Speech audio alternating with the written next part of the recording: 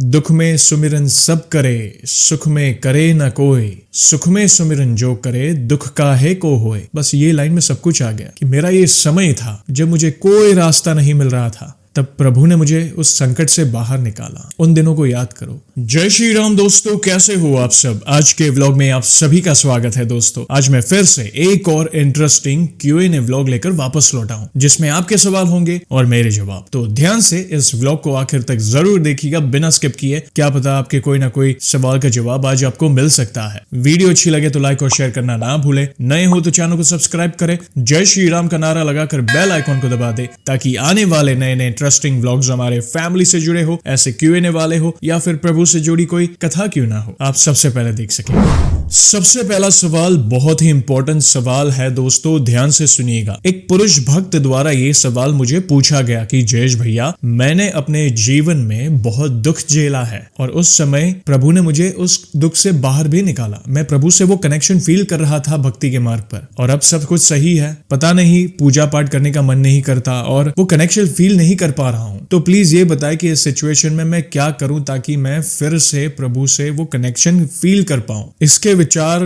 में मैं इतना ही कहूंगा कि देखो, मैंने कई बार कहा है और हम सभी को पता है कि ज्यादातर लोग अपना जो लास्ट ऑप्शन है ना, वो भगवान को मानते हैं। मतलब जीवन में कुछ नहीं किया, खूब मजे किए, सब सही था, और लास्ट में जब तकलीफ आई तो वे भगवान की शरण में जाते हैं। और हमारे प्रभु इतने दयालु हैं कि वे सहायता भी करते हैं, लेकिन फिर सब कुछ सही हो जाने के बाद हम प्रभु को ही भूल जाते हैं। समझने की कोशिश करना। दुख में सुमिरन सब करे, सुख में करे न कोई। सुख में सुमिरन जो करे, दुख काहे को होए। बस ये लाइन में सब कुछ आ गया। दुख में अगर आपकी भक्ति सच्ची है और आप कनेक्शन फील कर पा रहे हो, तो सुख आने के बाद वो भक्ति डबल होनी चाहिए या ट्रिपल होनी चाहिए। अरे प्रभु ने मेरा जीवन बदल दिया, मैं कैसे भूल सकता हूँ मेरे प्रभु को। सब अच्छा होने के बाद भी आपकी परीक्षा होगी। जैसे उदाहरण के तौर पर बताना चाहूँ, एक छोटा बच्चा होता है, वो चलना सीख रहा होता है, बार बार गिरता है, उसकी माँ जाके उसे उठाती है, प्रोत्साहित करती है आगे चलने के लिए, और एक बार वो चलना सीख जाता है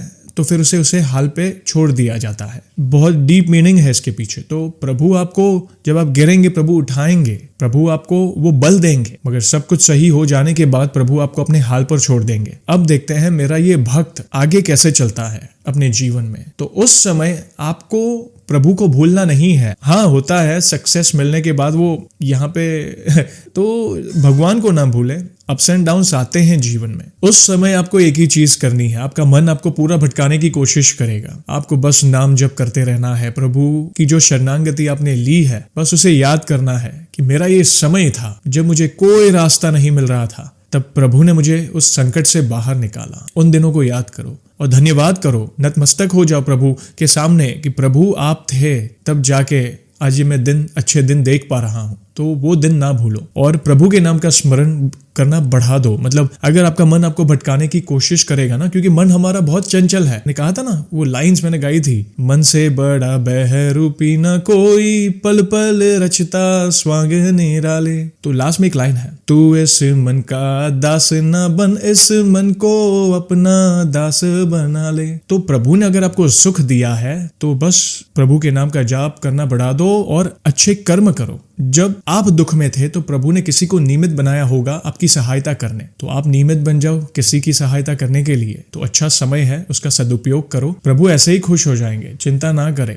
नाम जप करते रहो, वो ऑटोमेटिक कनेक्शन फील करोगे। बस आपका मन आएगा, हर रोज आएगा आपको भटकाने के लिए कि सक्सेस मिली है, पैसा है, सब कुछ है। वो लोग मन भी भटकाएगा और लोग भी भटकाने की कोशिश करेंगे। तो उससे बच के रहो, प्रभु के सामने समर्पित हो जाओ। प्रभु आपको तो पता है ये दास वो लायक नहीं था, मगर आपने उसे उस लायक बनाया है। तो सबसे पहली चीज लोग क्या मांगते हैं कि ये जो सुख के दिन है ना, ये जाने नहीं चाहिए। लोग ये मांगते हैं, उससे अच्छा है वो ना मांगो। प्रभु से ये मांगो कि प्रभु आपसे जो मैं कनेक्शन फील करता हूं ना, आप पे जो मेरा अटूट विश्वास है, ये टूटने ना देना। बस ये सबसे पहले मांगना। और मुझे उस काबिल बनाओ कि मैं लोगों की सेवा कर सकूं, मुझे उस काबिल बनाओ कि मैं अच्छे कर्म कर सकूं। ये सब मांगो, बाकी तो सारी सुख सुविधा प्रभु ऑटोमेटिकली आपको देंगे। तो ज्यादा टेंशन ना लो, कनेक्शन आ जाएगा। वो एक चित्त हो के आप नाम स्मरण दिन रात करते रहो, दिन रात करते रहो, हो जाएगा। चिंता ना करें। ये बुद्धि है हमारी जो हमें पूरा भटकाने की कोशिश करेगी, मगर आपको भटकना नहीं है।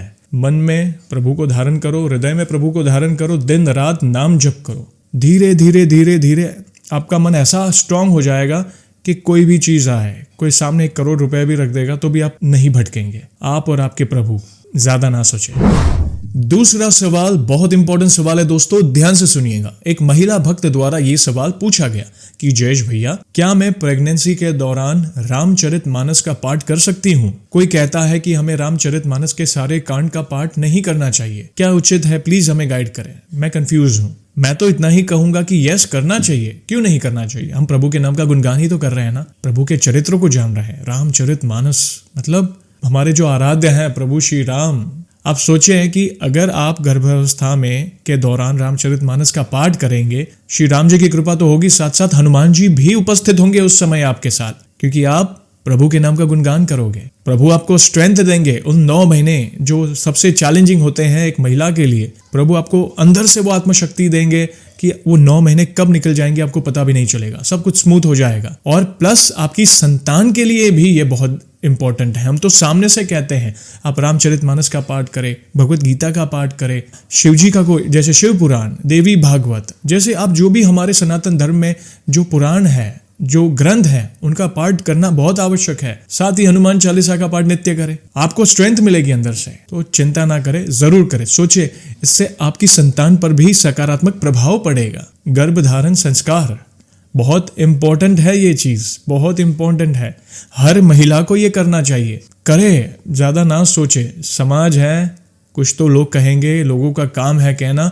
अगर आपकी स्थिति ऐसी नहीं है कि आप बैठ के पाठ करें, या होता है चैलेंजेस आते हैं जैसे लाइक 5-6 महीने या कोई ऐसी कॉम्प्लिकेशन आती है डिलीवरी के दौरान, तो हम बैठ कर कंटिन्यू नहीं पाठ कर सकते, तो उस दौरान नाम जप करें, प्रभु के नाम का जाप करते रहे।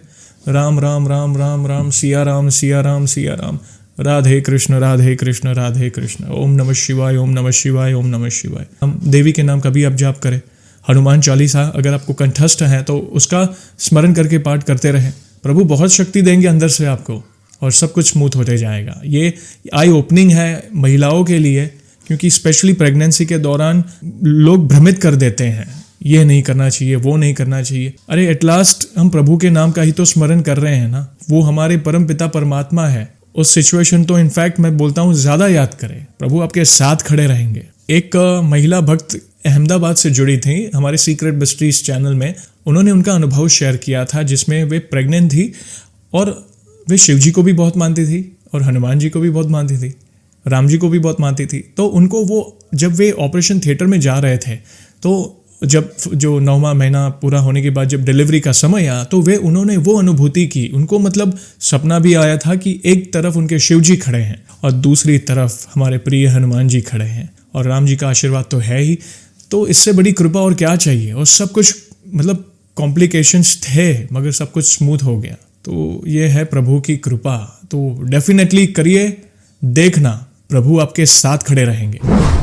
तीसरा सवाल, ये भी इंपॉर्टेंट सवाल है और ज्यादातर आज के जो युवा है ना इसमें फंसे हुए हैं, जिसके कारण वे हनुमान जी की भक्ति नहीं करते। उनका पुरुष भक्त है, उनका सवाल ये है कि जयेश भैया, क्या कभी पूजा पाठ में जाने अनजाने में कोई गलती हो जाए तो क्या हनुमान जी हम पर क्रोधित होते हैं? क्या वे हमें दंडित करेंगे? तो प्लीज इस दुविधा को दूर करें। मैं तो इतना ही कहूंगा कि अच्छी बात है कि आप पूजा पाठ कर रहे हैं, और जब हम प्रभु की आराधना करते हैं ना, तो उसमें सबसे इंपॉर्टेंट चीज, आप जिस भी देवी देवता को भजो, सबसे इंपॉर्टेंट चीज है भाव। आपके भाव कितने पवित्र हैं ये मायने रखता है। अगर आप पूजा पाठ में मतलब आपने अगर डिग्रियां भी हासिल कर दी है, अगर आपने इतना ज्ञान प्राप्त कर दिया है, मगर आपके अंदर वो पवित्र भाव नहीं है, आपके अंदर अहंकार है, द्वेष है, अपवित्रता है, व्यसन करते हो, बहुत सारी चीजें हैं, प्रभु को ये सारी चीजें नहीं पसंद। बाकी आप सच्चे दिल से प्रभु के नाम का स्मरण करो। जो भी पाठ आता है, हनुमान चालीसा, हनुमान अष्टक, सुंदरकांड, उसका सच्चे हृदय से पाठ करें। ऐसे कई भक्त हैं जिनको मैं समझ सकता हूं कि वो अगर वो वही बैकग्राउंड से नहीं है, जैसे हनुमान चालीसा अवधी भाषा में लिखी हुई है, तो कई लोगों को प्रोनाउंसिएशन नहीं आती, स्पष्ट कहते हैं ना, स्पष्टता से उसका उच्चारण भी नहीं आ पाता, फिर भी उन पर प्रभु की कृपा होती है। क्यों? वे कोशिश तो कर रहे हैं पाठ करने की, और प्रभु को तो पता है मेरा भक्त मेरे भक्त को क्या चाहिए, वो क्या भाव से मेरी भक्ति कर रहा है, वो क्या भाव से मुझे पुकार रहा है, वो ज्यादा मायने रखता है। तो चिंता ना करे, जाने अनजाने में भी अगर आपसे कोई भूल हो जाए तो प्रभु से क्षमा याचना मांगे। प्रभु, अगर आपको लगता भी है सब सही है तो भी एट द एंड ऑफ आपकी जो पूजा होती है डेली, उसके लास्ट में आप प्रभु से क्षमा याचना मांगे कि प्रभु अगर कोई गलती हो गई हो तो मैं इस दास को आप क्षमा करिए। बाकी प्रभु आपको तो सब पता है, चिंता ना करे, ये उस डर को निकाल दे। देखना एक बार वो डर निकल गया ना, आपके अंदर वो कॉन्फिडेंस आ जाएगा कि मैं प्रभु का दास हूं और प्रभु मेरे हैं। देखना वो एक अलग चमक आ जाएगी आपके अंदर, फिर वो भक्ति का जो रंग होगा ना वो तो एकदम अद्भुत होगा, याद रखिएगा।